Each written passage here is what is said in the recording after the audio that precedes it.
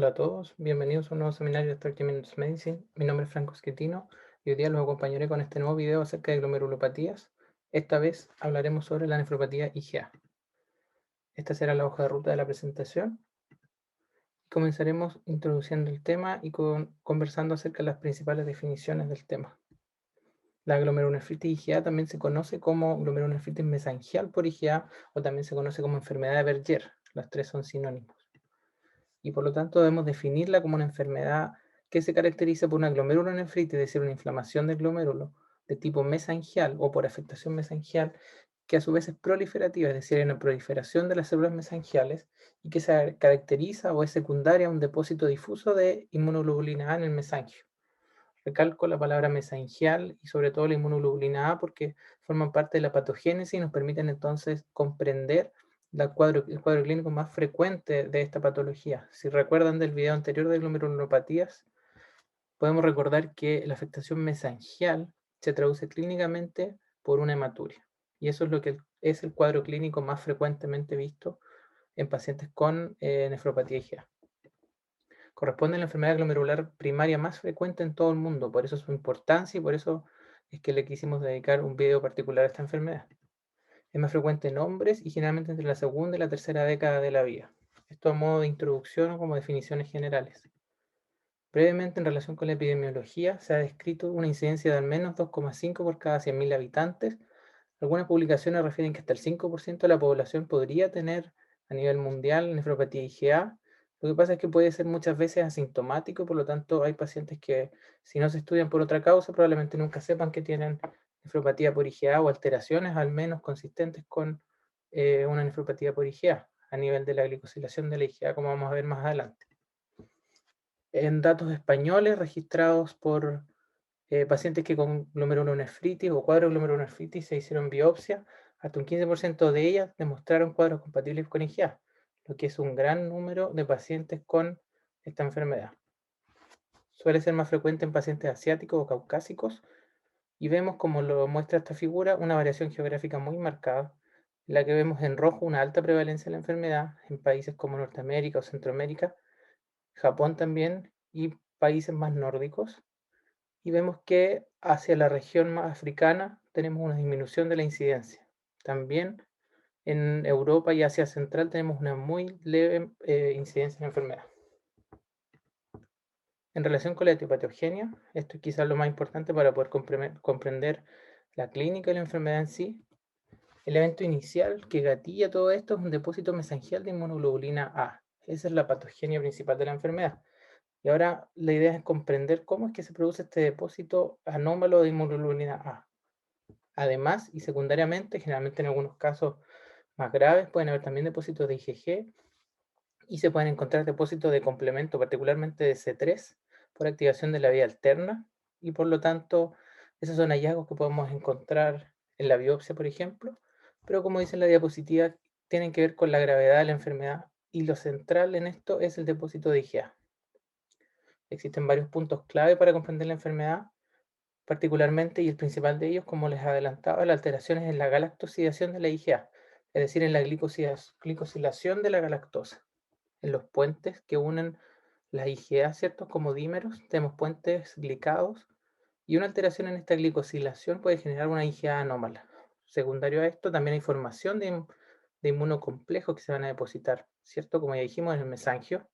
Hay alteraciones del aclaramiento de la IgA, activación de las células mesangiales con su consecuente proliferación, como veíamos en la definición, y también hay activación del complemento, como ya dijimos, del C3 por la vía alterna, porque la IgA, recordemos, es aquella que activa, o es una de las activantes de la vía alterna, no así de la vía clásica.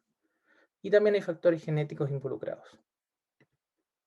Para comprender más sobre la etiopatogenia, que vemos, ¿cierto?, parte de una molécula de IgA en la que tenemos, como ya dijimos, una glicosilación anormal y por lo tanto una galactosa deficientemente glicosilada que va a generar alteraciones en los puentes de unión de la IgA. Esta alteración del patrón de glicosilación a nivel de los puentes de galactosa puede generar una IgA mutada, que es reconocida como un autoantígeno y que además a esto se suma lo que ya mencionamos, que esta es una IgA resistente a su degradación hepática o en el sistema retículo endotelial. Por lo tanto, hay una acumulación de IgA y por lo tanto de inmunocomplejos circulantes. La IgA, como ya sabemos o debiésemos saber, está ampliamente distribuida a lo largo de las mucosas, particularmente la mucosa de la vía aerodigestiva superior y también, bueno, de la vía aérea superior y de la vía digestiva. Por lo tanto, la exposición a determinados antígenos relacionados con estas mucosas, ¿cierto? Ya sea exposición a través de alimentos, a través de agentes bacterianos, virales u otros, por la vía aérea superior o vía digestiva, o alergenos presentes incluso en la vía aérea, pueden favorecer la formación de inmunocomplejos. Y como esta IgA está crónicamente mal galactosidada, genera una serie de inmunocomplejos de forma crónica y estos se depositan en el mesangio. Y como ya vimos en el video anterior, este depósito crónico de antígenos conocidos con anticuerpos preformados va a generar un depósito de grandes inmunocomplejos y por lo tanto esa es la razón por la cual se encuentran en el mesangio. Tenemos anticuerpos, inmunocomplejos que pueden deberse por unión a la IgA o por formación de inmunocomplejos autoinmunitarios. Y en el mesangio, como ya recalcamos, se produce activación y proliferación mesangial, hecho relevante ya que se puede observar a la biopsia esta proliferación del área mesangial y además hay activación del complemento local, que a recordar, ¿cierto?, es por la vía alterna y es una leve activación del complemento y a nivel local, por lo tanto no se verá una disminución plasmática de las concentraciones de C3. Aquí un poco para resumir, como ya dijimos, en esta parte del cuadro vemos que hay factores genéticos asociados principalmente a una IgA defectuosa que además presenta una deficiencia de la galactosidación como hecho fundamental. Esto genera una producción, un aumento o una acumulación de IgA debido a que hay un sistema retículo endotelial que es incapaz de eliminar la totalidad de estas inmunoglobulinas mal galactosidadas. Y secundario a eso debemos recordar la exposición a antígenos conocidos, infecciones virales o bacterianas a repetición, o exposición a aeroalergenos, ya sea por un ejercicio físico intenso, por ejemplo, recordando la exposición de toda la vía aerodigestiva superior a estos alergenos durante el ejercicio. Y todo esto genera entonces una producción de antígenos y anticuerpos que forman inmunocomplejos circulantes, que son los que finalmente veremos en el depósito renal y que por lo tanto generarán el cuadro clínico clásico, que veremos más adelante. Asociado a esto también hay otras alteraciones inmunológicas secundarias a la infección y por una producción anómala también de IgA a nivel central. Todo esto generando entonces la etiopatogenia del cuadro. Ahora, como ya adelantaba, el cuadro clínico típico, generalmente un hombre en la edad media, segunda o tercera década de la vida, y el cuadro clínico principal o la principal manifestación clínica es una hematuria macroscópica recidivante. Y lo más relevante es que esta se genera durante o justo tras el evento precipitante. Es decir, generalmente es un paciente que tiene una infección de la vía aerodigestiva superior, por ejemplo, una amigdalitis viral o bacteriana, y que durante el cuadro o justo tras su resolución, generalmente antes de 5 días, antes de 7 días, se produce esta hematuria macroscópica. Generalmente macroscópica, pero también puede ser microscópica. Por lo tanto, muchas veces hay pacientes que suelen pasar desapercibidos y que si no se les hace un examen de orina, puede que nunca encuentren esta alteración. Pero ese sería en el fondo el típico paciente con nefropatía por IgA. Generalmente es una enfermedad de curso benigno y con una clínica autolimitada. Y lo más característico o el antecedente epidemiológico más importante es una amigdalitis bacteriana o una infección viral de la vía aérea superior. Y quiero volver a recalcar que esta hematuria se produce durante o tras el episodio precipitante. ¿Por qué? Porque este dato anamnéstico, digamos, es muy relevante para hacer el diagnóstico diferencial con una glomerulonefritis postestreptocócica, en la cual debe existir un periodo de latencia de al menos 7 a 10 días entre el cuadro clínico, en ese caso la estreptococia, ¿cierto? Y la aparición de la hematuria. Eso espero que lo veamos en otro video. Aquí tenemos un gráfico que nos resume un poco las presentaciones o el espectro clínico, debido a que no todas las nefropatías por IgA se manifiestan con hematuria macroscópica. La gran mayoría, como muestra esta curva, dentro del grupo etario más frecuente, se presentan con hematuria macroscópica.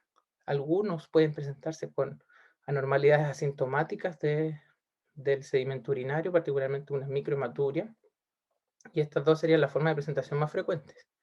Sin embargo, en la edad pediátrica, antes de los 10 años, aumenta mucho la incidencia de vasculitis por IgA o púrpura de Scholl-Nenos en su manifestación sistémica, entendiendo como que es la manifestación sistémica de esta glomerulopatía, con otras manifestaciones, otro cuadro clínico que se podrá revisar en otro seminario eventualmente. Hay un pequeño grupo de pacientes que se va a manifestar con otras alteraciones, como se ven en las curvas roja y eh, rosada respectivamente, que pueden ser pacientes con una enfermedad renal ya crónica establecida o con un síndrome nefrótico. Incluso algunos desarrollan hipertensión, una proteinuria que puede llegar o no a rango nefrótico y que entonces son pacientes que salen del cuadro clínico típico de esta enfermedad. Eso es lo que justifica que, aunque el paciente tenga una hematuria macroscópica solamente, el paciente debe ser seguido periódicamente para vigilar que no haya una alteración de la función renal asociada o que no haya proteinuria asociada, que por lo tanto son factores, como vamos a ver más adelante, que predicen un mal pronóstico. Como les decía, la mayoría de los pacientes solo presentan la fracción renal y por lo tanto la causa más frecuente son enfermedades primarias o alteraciones primarias de la IgA por fenómenos que ya dijimos, por alteraciones de la galactosidación determinadas genéticamente o bien por fenómenos autoinmunes que generan eso o mutaciones específicas. Sin embargo, hay un grupo de pacientes que presentan una nefropatía IgA secundaria, principalmente los pacientes con cirrosis o alguna hepatopatía, que como ya dijimos, disminuye la capacidad del hígado de aclarar la IgA y por lo tanto se acumulan anómalamente. Otro gran grupo de pacientes con IgA secundaria sería la enfermedad celíaca, recordando que esta enfermedad genera anticuerpos antigliadina o antitransglutaminasa que pueden ser de tipo IgA. Y otras más, poco, o sea, menos frecuentes, pero igual de importantes, ¿cierto? Síndrome de Sézary, dermatitis herpetiforme, infección por virus VIH. Algunas formas de artritis también se han asociado epidemiológicamente a la aparición de nefropatía IgA secundaria. ¿Cómo hacemos el diagnóstico? El diagnóstico se basa en la clínica fundamentalmente. Hasta un 50% de los casos puede haber un aumento de la IgA sérica, sin embargo, esta no es suficientemente específica como para generar un pilar fundamental o un pilar diagnóstico. Por lo tanto, no se suele medir de rutina la IgA. Que no tenga la IgA elevada no descarta el diagnóstico. Por lo tanto, la clínica va a ser esencial, sobre todo si tiene el cuadro característico. Ahora, obviamente, el diagnóstico de certeza lo genera o lo consigue la biopsia renal. Sin embargo, como ya hemos mencionado, el cuadro clínico suele ser característico, ¿cierto? Benigno, con hematuria macroscópica recidivante hasta en un 75% de los casos, con una función renal conservada, sin hematuria, perdón, sin proteinuria, sin hipertensión arterial asociada, por lo tanto tiene un buen pronóstico y estos cuadros generalmente no se biopsian. ¿Cuándo se biopsian? Cuando tiene alguna de los factores de mal pronóstico que veremos a continuación. Estas son imágenes de la biopsia renal que podemos encontrar en un paciente con una glomerulopatía por IgA, solamente para ejemplificar e ilustrar un poco, porque son bastante bonitas las imágenes que hemos conseguido. En esta foto vemos a la microscopía óptica un glomérulo, ¿cierto? Cabe destacar aquí la proliferación mesangial. Si uno ve un área mesangial o una unidad mesangial, normalmente debiese tener hasta 3 células mesangiales. Sin embargo, aquí vemos al menos 5 o 6 núcleos prominentes en cada grupo mesangial, por lo tanto tenemos una proliferación mesangial asociada. Y esto se genera secundario a los depósitos de IgA. En esta imagen de la derecha o figura B, vemos, ¿cierto?, con una inmunofluorescencia muy intensa, ¿cierto?, teñida el área mesangial, y estos secundarios depósitos de IgA.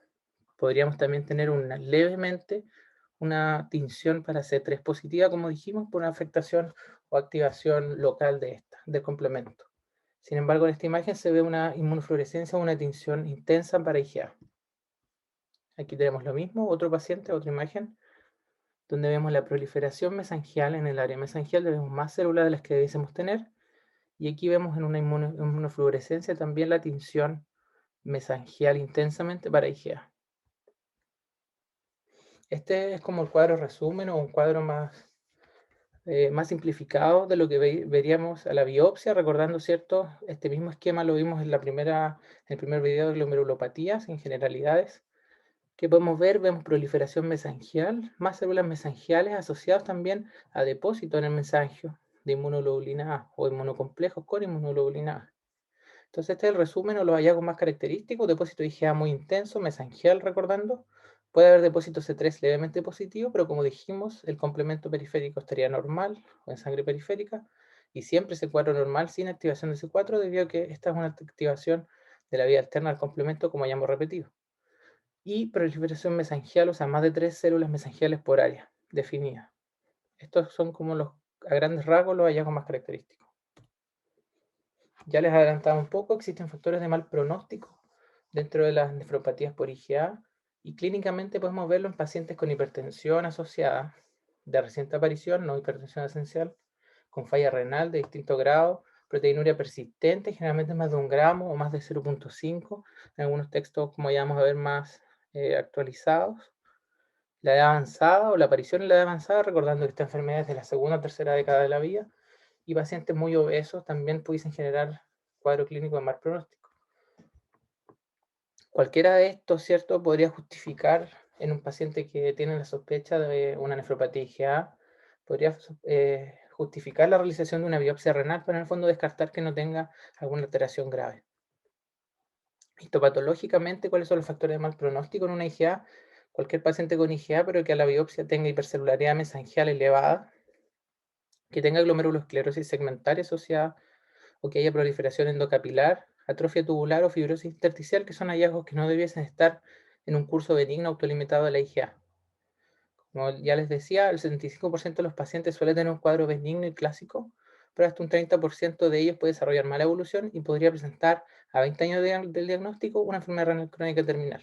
Esto es lo que justifica que a todos los pacientes debe hacerse un seguimiento, al menos anual, si es que tienen un cuadro benigno, digamos, y clásico, y más seguido, y dar otro tipo de tratamientos, como veremos, según sea el factor clínico mal pronóstico asociado.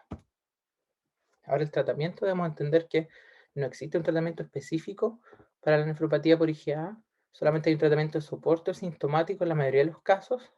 Puede ser restricción de sodio, abandonar el tabaquismo, que también es asociado a mal pronóstico, control del síndrome metabólico, control de la presión arterial, y en las últimas guías de la CADIGO, ¿cierto?, del año 2020, se ha recomendado que los pacientes ya con proteinuria de 500 miligramos al día, antes se decía 1 gramo, pero la última actualización de la CADIGO menciona que con proteinuria sobre 0,5 debiese controlarse, ¿cierto?, con algún antiproteinúrico, ya sea de primera línea o IECA 1A2, y en general pacientes con deterioro rápido de la función renal, cuadros más graves, se utiliza corticoides, incluso inmunosupresión.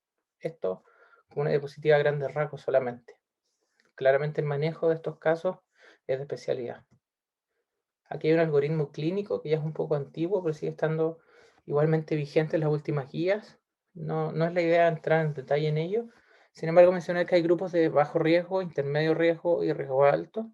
Y según eso, hay distintos manejos o situaciones que debemos tener en cuenta. A considerar que pacientes de bajo riesgo, que pueden tener micro o macromaturia, incluso una proteinuria leve, puede estar presente dentro del cuadro clínico benigno, con función renal normal, tiene hipertensión asociada, y obviamente una proteinuria menor a 0,5 gramos al día. Estos pacientes se pueden controlar anual o cada 2 años, por lo menos por 10 años, para asegurarnos, ¿cierto?, de que no haya una evolución torpia de la función renal. Y sobre todo no haya aparición de proteinuria asociada.